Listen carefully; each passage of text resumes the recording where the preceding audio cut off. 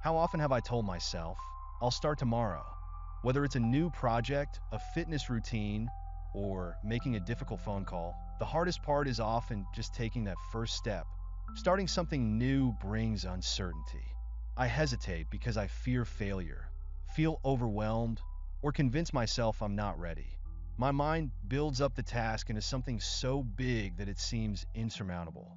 The act of beginning is what creates the momentum needed to keep going.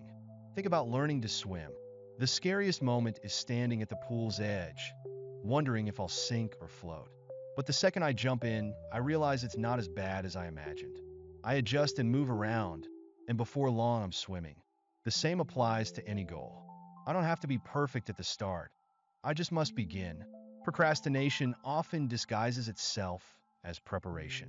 I spend hours researching, planning, and organizing instead of simply acting.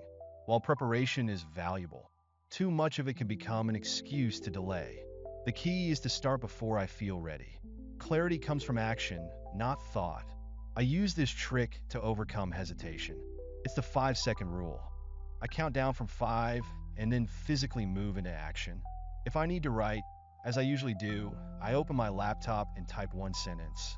If I need to exercise, I put on my shoes and step outside. These small, immediate actions break through resistance and propel me forward. Once I begin, momentum takes over. Small wins build confidence. Before I know it, I'm making real progress. The task that once seemed overwhelming becomes manageable. I can't afford to wait for motivation to show up. Acting is what creates motivation. I start small and messy, but I start because the hardest part of completing anything is simply beginning. How about you? Is starting sometimes tricky? Watch for the blind spots.